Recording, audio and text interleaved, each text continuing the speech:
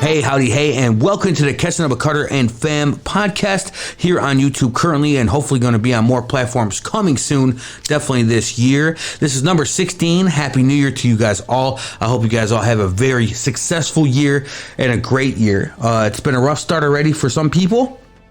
It's only the 2nd of January. I'm real thankful that we are all here. We had a safe New Year's and everything's good. To kick off 2023, tonight I'm going to interview the producer or creator of the Power Knights comic. That is a Black-owned comic. And it is very good. It's, well, from what I've read about it, I wanted to pick one up. I only read some of the pages online that were available, but from reading different people's feedback on it, it's really good.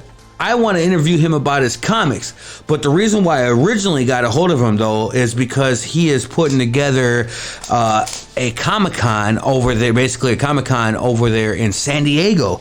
It's a Black Comics Day 2023. It's Black-owned creators and artists from giants such as like Marvel, DC, and Black-owned welcome you to this unique Black History Month Comic-Con.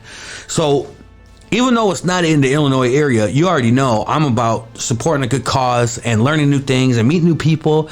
And San Diego will always have a place in my heart. For you guys that don't know, I served 4 years of the Navy. About 3 of it was there in San Diego. And boy, that city is beautiful. I had a lot of great memories there. So I'm excited about doing this. It's next month. It's February 11th and 12th. These are Black artists in the comic book industry that have been around for decades. They have contributed to creations of some of the most famous characters in the world, such as Black Panther, Spider-Man, Batman, Blade. It has special focus on Black-owned creations. This event is designed to inspire the entrepreneurial spirit in communities of color to forge their own futures. I love that they put that together like that. You know, I didn't create that great line. No, but really, what we're going to do is play something real quick. And then we're going to be talking to Keithan Jones, from the creator of Power Knights, for one, and he's also hosting the Black Comics Day 2023 in San Diego. We'll be right back. Hey, you. Yeah, you over there. Do you have an idea, a podcast idea, something that would go great on this show that somebody should know about, that you or somebody that you know could tell us about? Send us an email at catchinupwithcarter@gmail.com. That's Catchin with no G in the middle. catchinupwithcarter@gmail.com. We want to know your ideas and we want to talk about them. Toodaloo. All right, everybody, welcome back to the Catchin with Carter. Thank you so much for tuning in today. I have Keithan Jones, the creator of Power Knights comic, and he's also the host of this next month over in San Diego. They have Black Comics Day, which are a bunch of people that are African American that are in the comic business and the acting business and a lot of other stuff. And you got to check this out. So welcome to the show, Keithan. Welcome to the show. I'm so excited to talk to you. How are you, and how was the weather in San Diego? I'm good. Thanks for having me. Weather's good. Hopefully it stays that way for a while, at least up until the show.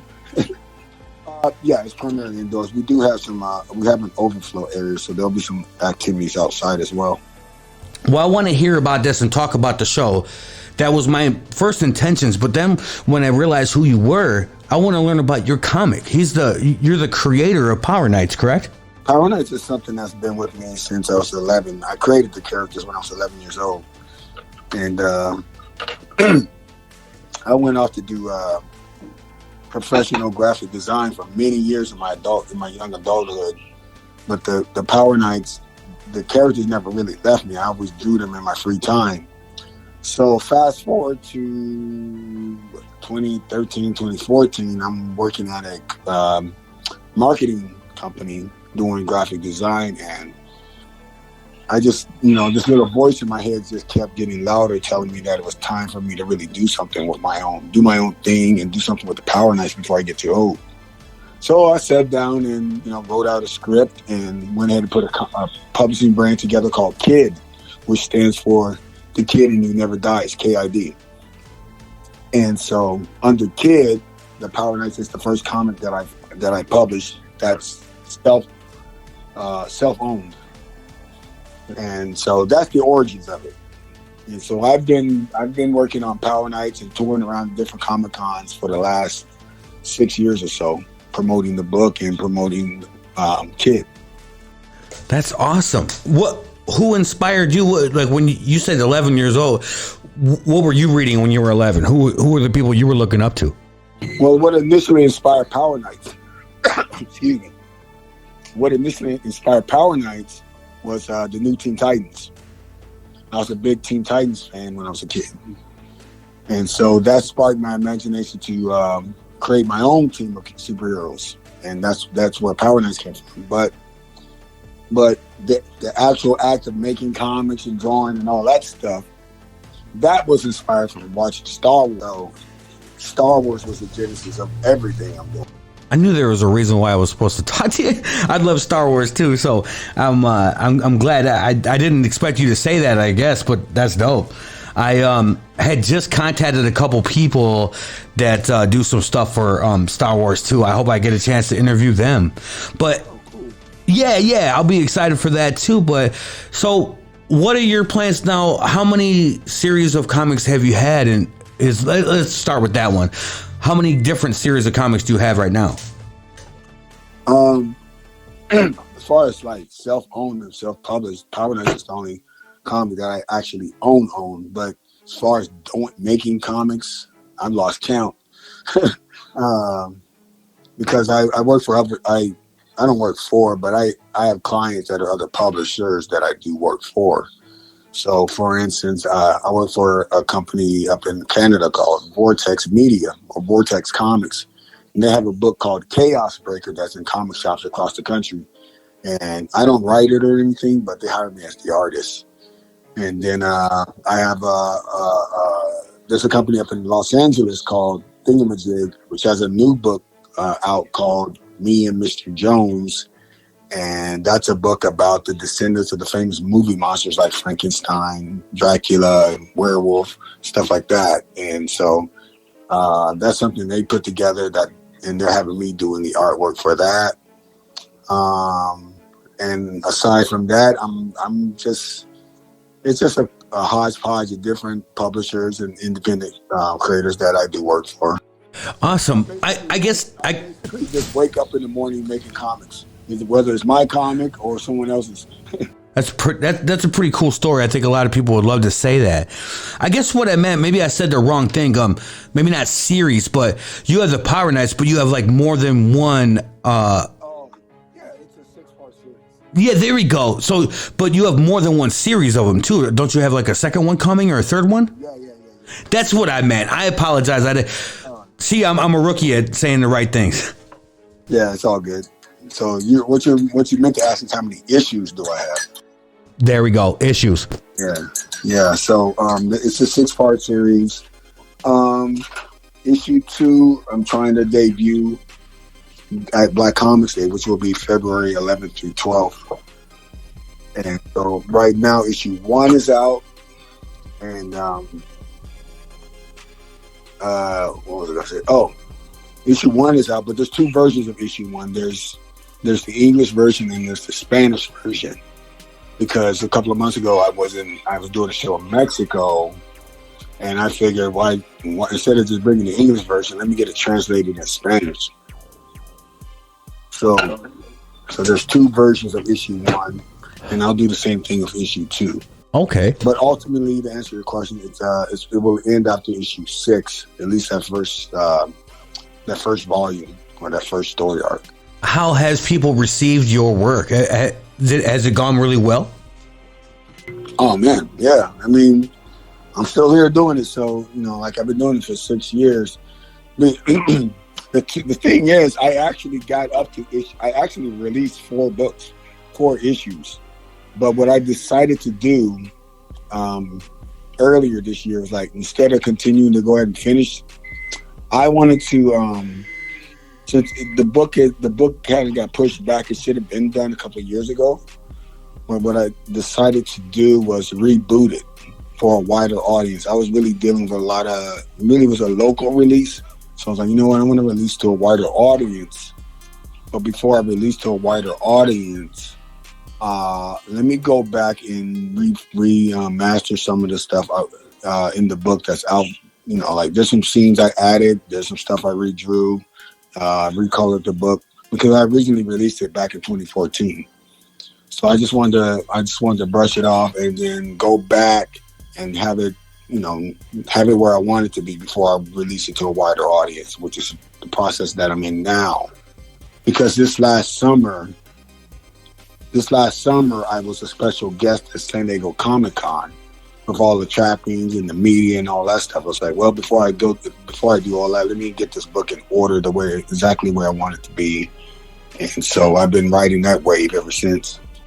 What are you microwaving right now? Something good? Oh, this coffee. Oh, that's good. That's more than good. That's great. What is the process? Let's say dumb it down. Simple answer. If somebody has an idea of a comic, is it easy to get one started? Like, where do you first go to like start the process of getting it developed? Well, you gotta have an idea, and you gotta write the idea down. And if whether you intend it to be one book or a series of books, you gotta write it down on paper first, so you have a guideline.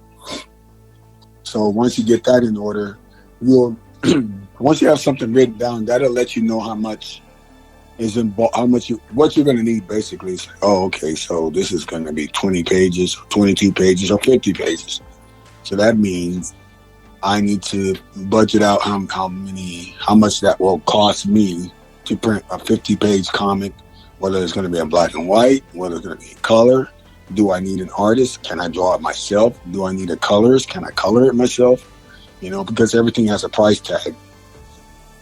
And so you work out the peculiars of what you need production wise, and then add up the money and take a look at that and like, okay, I can afford that, I can't afford this, so I'll take this out or whatever your situation is. And then you got to figure out how much time do I have to work on this, because you don't want to work on it forever. You want to get it out in the world, so then you want to give yourself a deadline, and then you go from there. I would not sink a lot of money into something if I don't know what I'm doing. I would do the research first before just jumping in blindly. Ask other people who have done it, get their opinions, and basically let other people make those mistakes for you and try not to repeat what they've already screwed up on. Not that you're gonna be mistake free. You're still gonna make mistakes, but at least you're making some educated guesses and some educated decisions. Absolutely, makes sense. What's that? I said that's basically the nuts and bolts of getting started. Just gotta write it down first so you can see what you're dealing with. How long do you think it's taken you together when you first produced your first comic? How long did you think it took? And the collaboration of time of drawings and all pages, how long do you think it took you? I'm a veteran, so I've been doing comics a long time, like even before I did my own thing. So I was paid to professionally draw comics back when I was 16. So I've just been in the game long, so I didn't completely come into it blind when I got to the point of doing my own thing. I wasn't necessarily naive to the process, put it that way.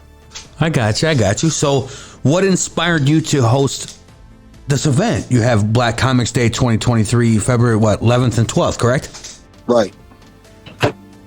Because I figured, why not? I thought it was necessary. I thought that if I were my younger self again, I didn't really have any knowledge of people that look like me doing this type of work, because you didn't see it in the characters. I mean, I was a fan of Spider-Man and the Avengers and Captain America and everything else, but you didn't really see any characters of color.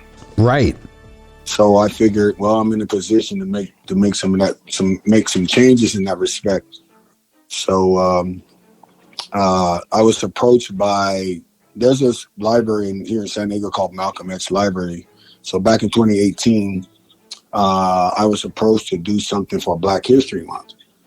that was comic book related. And so I almost turned it down, but then I thought about it and I was like, maybe I could put some kind of Comic-Con together, see where it goes. And so I reached out to some professionals that I knew in the industry, and for whatever reason, they were on board and they showed up, and we put on a good show in 2018, and it's been rolling ever since. And the reaction has been tremendous. Like, people just like, they either can't believe what they're seeing or they're just super inspired or whatever. And it was, it was a bigger reaction than I thought it was going to be. So this is the 5th year of it then? Yep. Wow, that's awesome. And it's probably gotten way bigger every year. Oh, yes, sir. Where's it being held this year? Now it's at World Beat.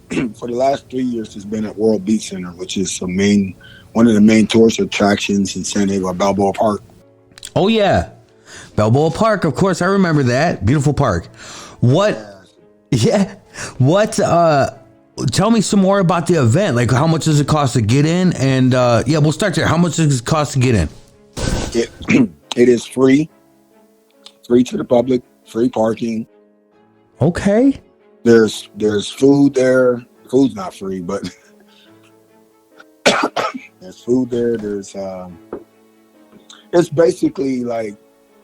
basically if you would take San Diego Comic-Con and reorganize it where it's focused mainly on Black creators.